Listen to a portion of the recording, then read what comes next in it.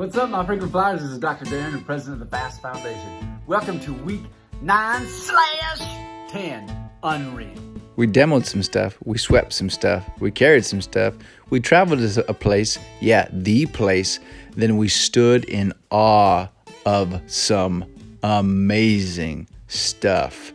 Till we touched some stuff, we touched some more stuff, we tried to touch some really high stuff, then we rode some flat stuff, then we rode some hilly, bumpy, jumpy stuff, then some uppity, downy, sideways stuff, then we rode around and around some stuff, and then some up, down, sideways, turn around stuff, then some hilly, bridgy, woods stuff. Then we got back to work. We bought some stuff. We unloaded some stuff. Then we did some math on some stuff. We drilled some stuff. We cut some stuff. We cut some more stuff. We bought some stuff. We broke some stuff. We built some stuff. And then we tore down that stuff. You consider subscribing and follow along in this journey as we do something that is going to create generational changes. To do something that has only been done literally a handful of times in the entire world. In the tiny town of Quincy. Let's do this. Yeah, you guessed it. We did some more demolition.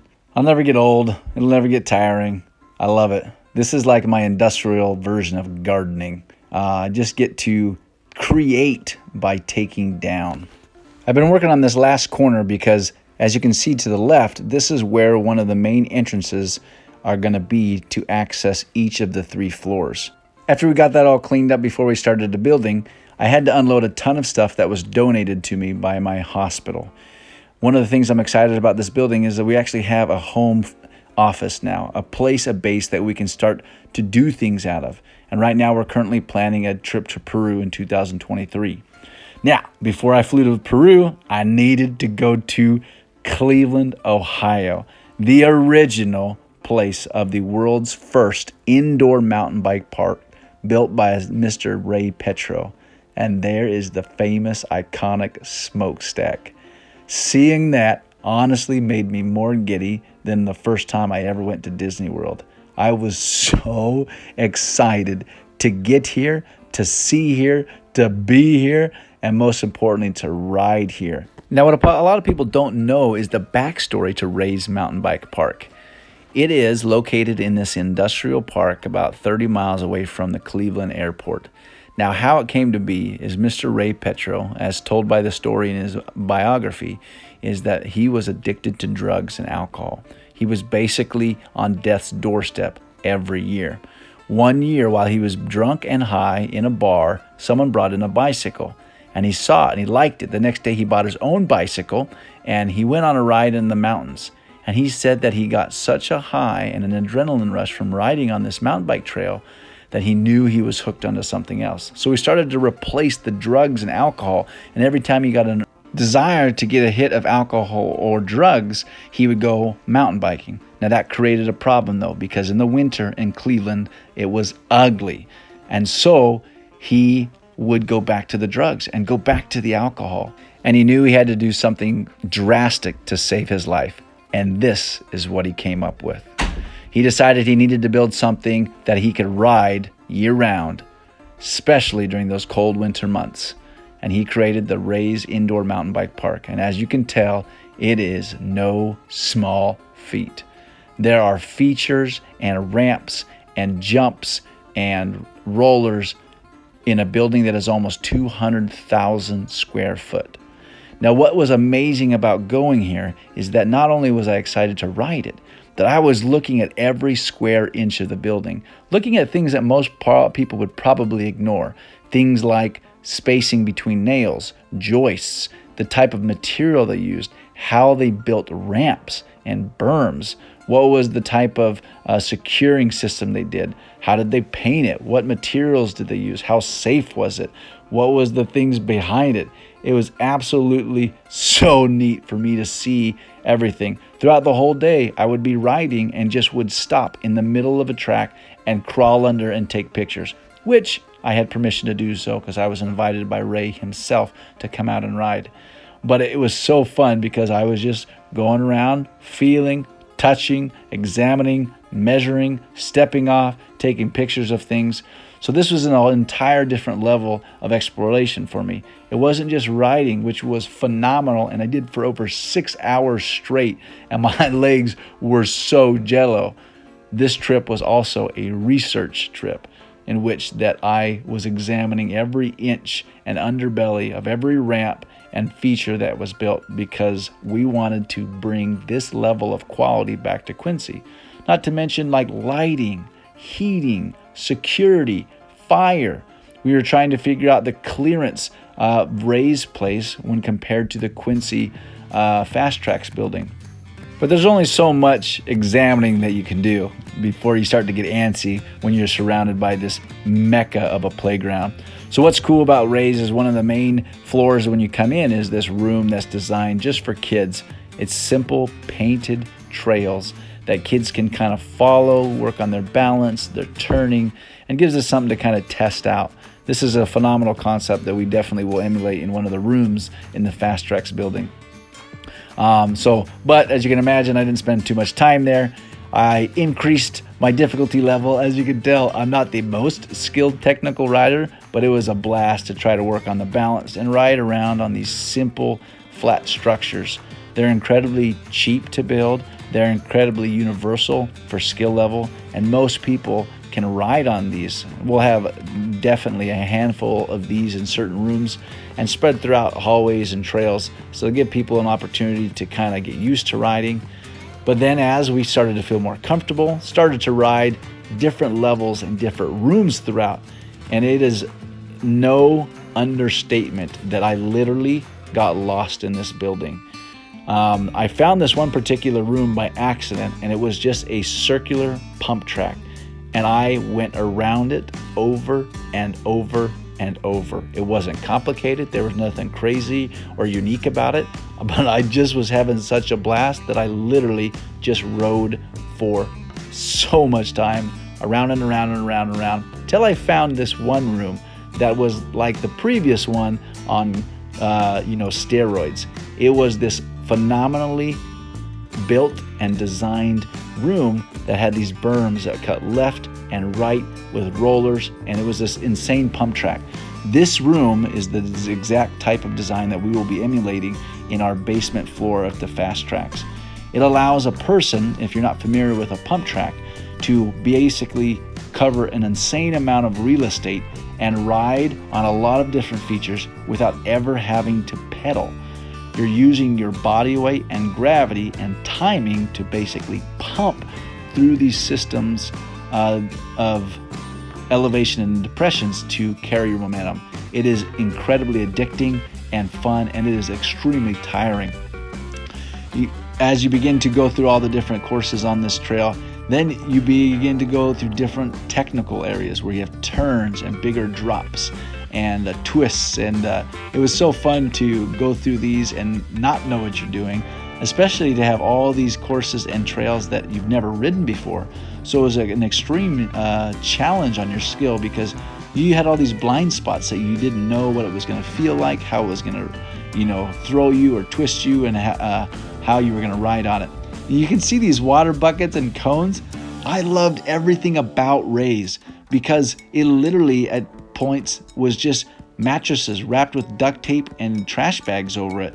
There was buckets and cones to just show that the leak of this huge factory, there was water. It was just like someone had built something in their backyard, and a bunch of friends and brothers in the neighborhood were riding it times a billion. The features on there were so fun. He had all these creative twists and turns.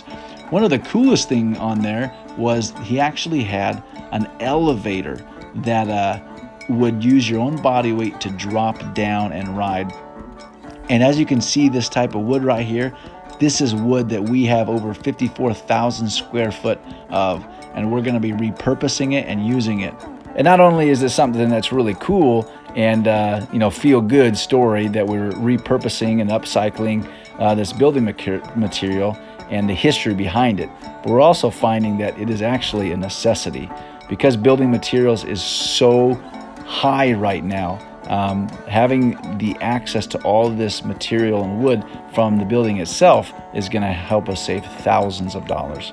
Here's that elevator I was talking to you about. It is so awesome. This is one of many features of this building.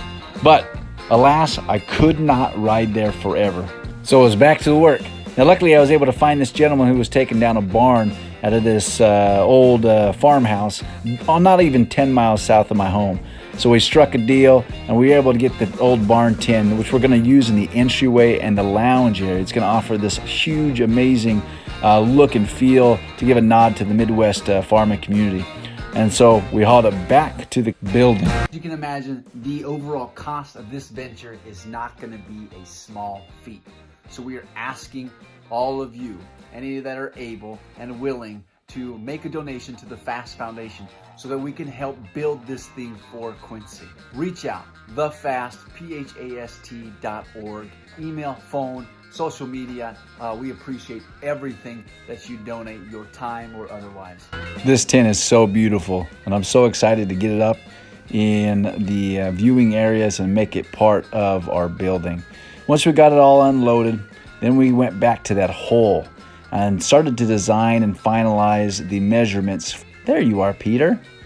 The measurements for the ramp that's going to give us access from the top flight deck to the brickyard to the main deck down to the basement.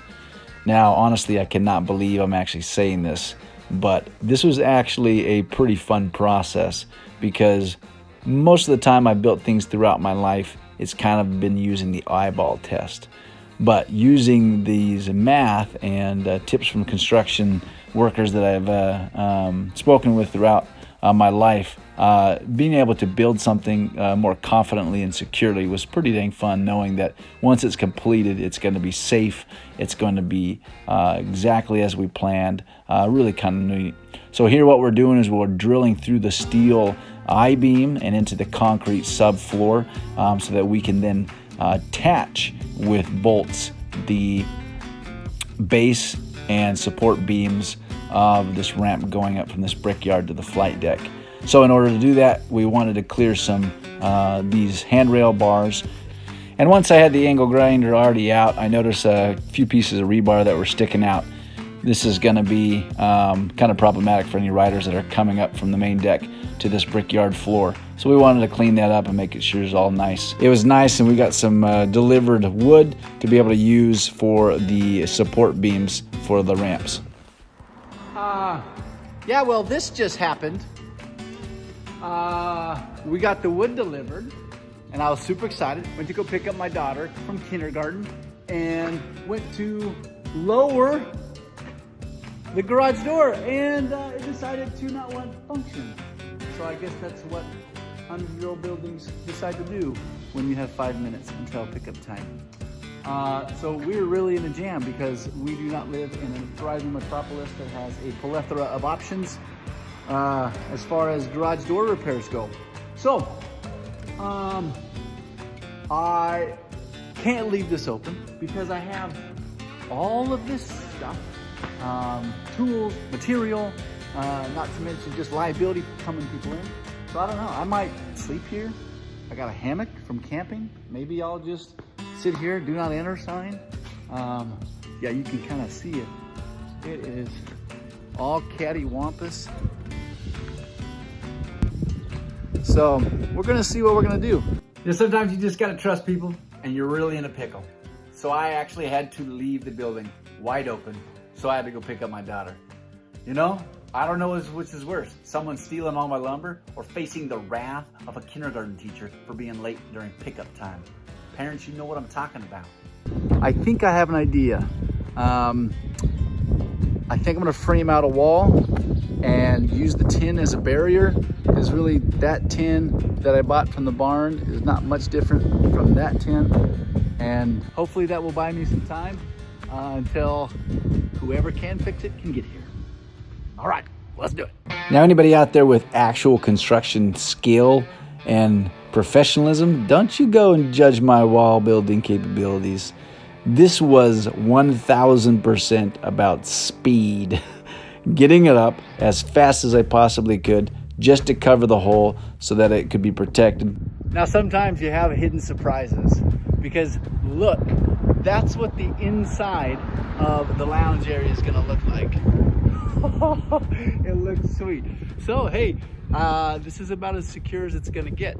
I'm gonna top off that little side spot right there, but you know, I was super frustrated when this happened, and I'm not out of the woods as far as the frustration aspect of it.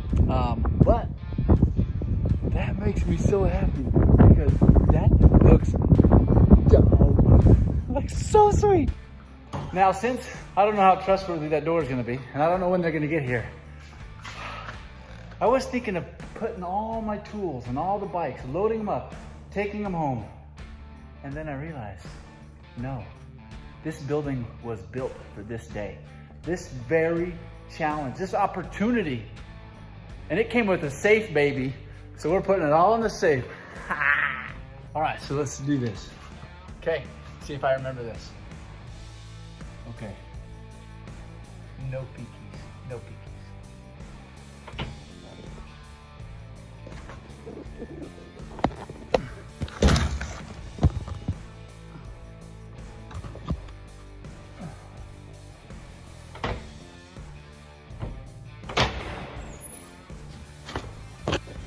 Oh yeah. Woo! This is gonna be my anti-theft room. Let's do it.